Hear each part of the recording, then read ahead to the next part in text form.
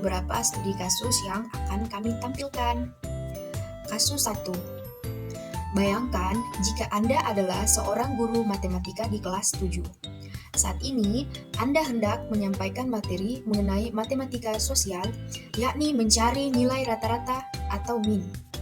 Untuk memudahkan peserta didik dalam memahami pembelajaran, Anda mencoba untuk membuat urutan dan langkah-langkah yang perlu diikuti oleh peserta didik agar dapat mencari nilai rata-rata pada sebuah soal. Anda meminta kepada peserta didik untuk mengerjakan soal yang Anda berikan. Hasilnya, peserta didik mampu mengerjakan dengan benar, sesuai dengan langkah yang telah Anda siapkan. Beberapa saat kemudian, Anda meminta kepada peserta didik untuk mengulangi soal yang sama tanpa melihat urutan pengerjaan soal, dan peserta didik mampu mengerjakannya dengan benar. Dari studi kasus tersebut, terdapat 2 pertanyaan. Pertanyaan pertama, menurut Anda, apa yang membuat peserta didik mampu mengerjakan soal dengan baik pada percobaan kedua? Dalam hal ini tanpa melihat urutan atau langkah pengerjaan soal. Menurut kami, peserta didik mampu mengerjakan dengan baik pada percobaan kedua karena peserta didik sudah pernah mengerjakan soal tersebut sebelumnya. Jadi, peserta didik sudah memiliki pengalaman atau gambaran saat mengerjakan soal. Peserta didik dapat memperbaiki kesalahan pada percobaan sebelumnya. Selain itu, peserta didik juga telah paham cara mengerjakan materi matematika sesuai dengan urutan, dikarenakan guru telah berhasil menjelaskan materi matematika dengan metode yang digunakan.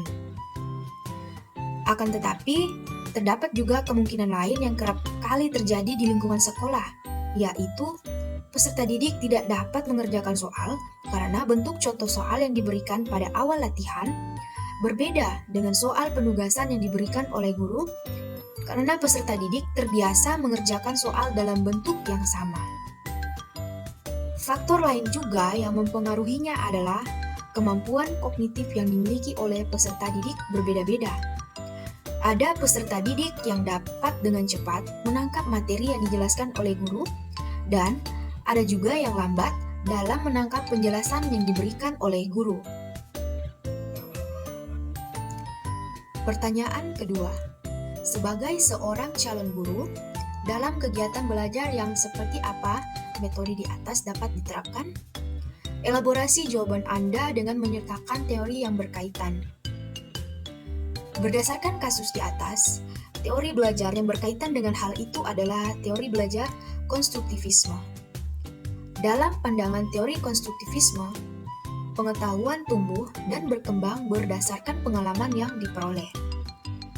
Menurut Piaget, manusia memiliki struktur pengetahuan dalam otaknya seperti sebuah kotak-kotak yang masing-masing memiliki makna yang berbeda-beda.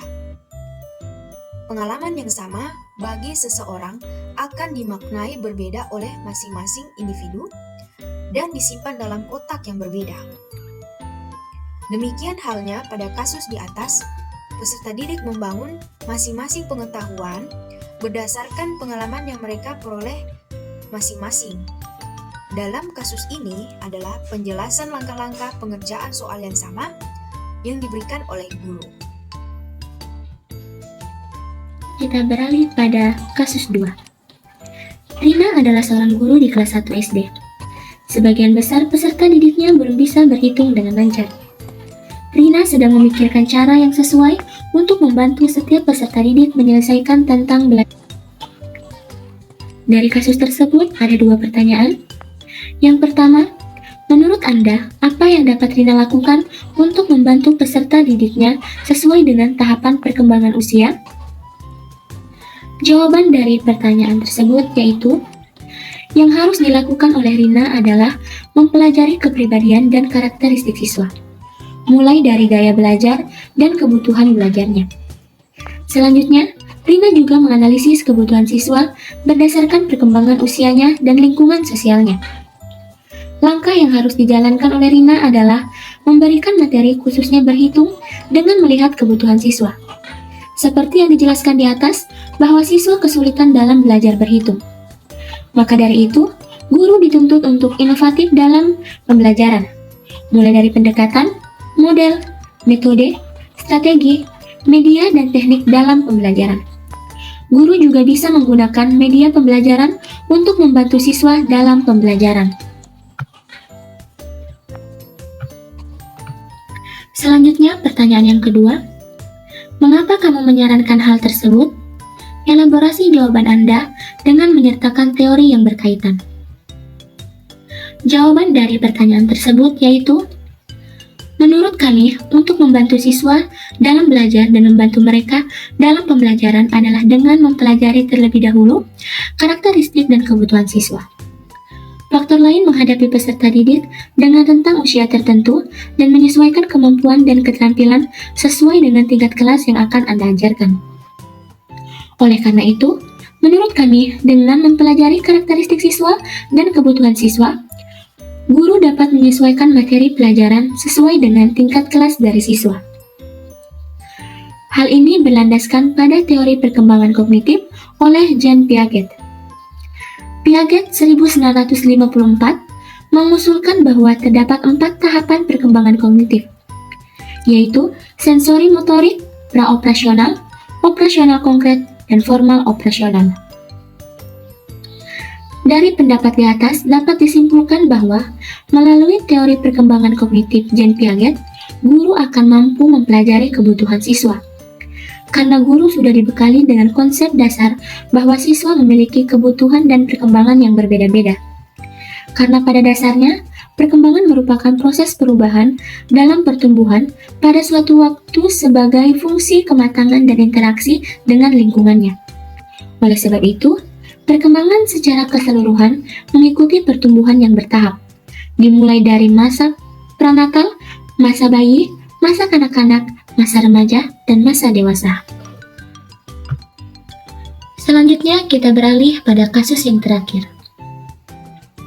Made adalah seorang guru yang mengajar di salah satu sekolah negeri wilayah Bali. Ia mengampu mata pelajaran bahasa Indonesia. Ia hendak mengajarkan materi teks deskripsi pada peserta didiknya.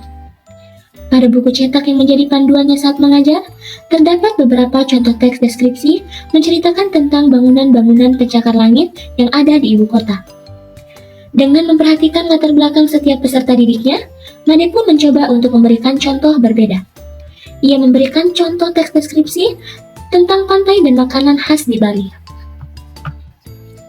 Dari kasus tersebut, terdapat 2 pertanyaan. Pertanyaan yang pertama, menurut Anda, apakah pertimbangan dan keputusan Made sudah sesuai? Mengapa demikian? Jawaban dari pertanyaan tersebut yaitu, menurut saya, pertimbangan dan keputusan yang Made buat sudah sesuai. Karena tentunya etnis ibu kota dengan etnis Bali itu berbeda.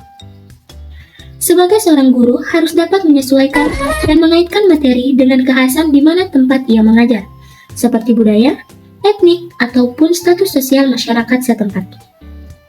Dengan demikian, peserta didik juga dapat dengan mudah memahami materi yang disampaikan dengan baik. Prinsip yang Made gunakan dalam kasus tersebut yaitu menerapkan pembelajaran yang relevan. Pembelajaran relevan yang dimaksud di sini adalah sebuah pembelajaran yang dirancang sesuai konteks, lingkungan, dan budaya peserta didik. Pendidik menyelenggarakan pembelajaran sesuai kebutuhan dan dikaitkan dengan dunia nyata, lingkungan, dan budaya yang menarik minat peserta didik. Jika di Bali banyak ditemui berbagai macam pantai, seperti Pantai Kuta dan makanan yang khas seperti sate lilit, hal ini dapat memudahkan peserta didik untuk dapat memahami materi deskripsi karena sesuai dengan lingkungannya dan peserta didik pernah melihat secara langsung. Guru menggunakan contoh yang ada di sekitar agar siswa tidak bingung dan dapat aktif dalam pembelajaran. Guru menggunakan kearifan lokal dan memberikan contoh deskripsi kepada siswa. Berbeda dengan jika Made menggunakan contoh seperti yang ada di buku paket, yaitu bangunan pencakar langit. Di Bali tidak banyak bangunan pencakar langit, sehingga menyulitkan peserta didik dalam memahami materi, dikarenakan contoh media yang diberikan oleh Made tidak relevan. Dengan demikian, peserta didik akan mudah menangkap materi yang disampaikan karena merasa berhubungan dengan pembelajaran yang diberikan. Baik, selanjutnya kita akan membahas tentang pertanyaan nomor 2, yaitu prinsip apa yang Made gunakan dalam kasus tersebut.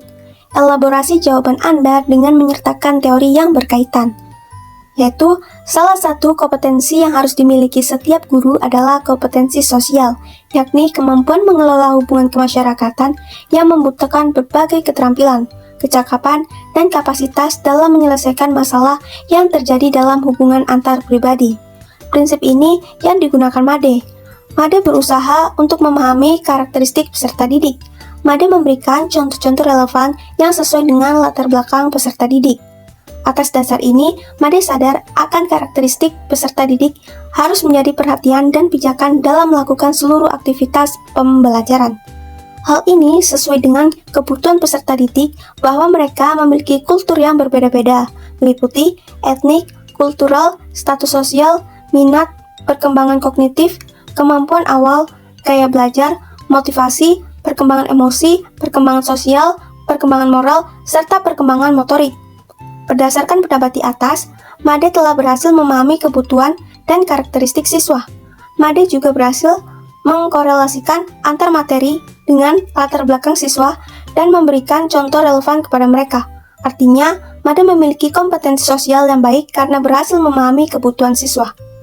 Hal ini sesuai dengan pendapat Hejong Sophia Han dan Kristen Mary Kempley yang mengatakan setidaknya terdapat 5 aspek kompetensi sosial yang harus dilatihkan guru kepada siswanya. Tujuannya agar para siswa siap meraih kesuksesan dalam profesi maupun kehidupan sosial mereka. Kelima aspek tersebut adalah sebagai berikut. Yang pertama, self-regulation. Yang kedua yaitu kemampuan untuk memahami orang lain. Ketiga, identitas diri yang positif. 4, kompetensi kultural. Dan 5, mengadopsi nilai-nilai sosial.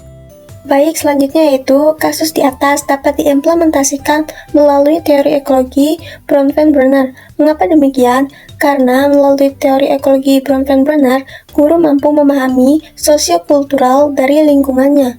Adapun 5 sistem dalam teori ekologi Bronfenbrenner antara lain mikrosistem, mesosistem, ekosistem, makrosistem, dan kronosistem.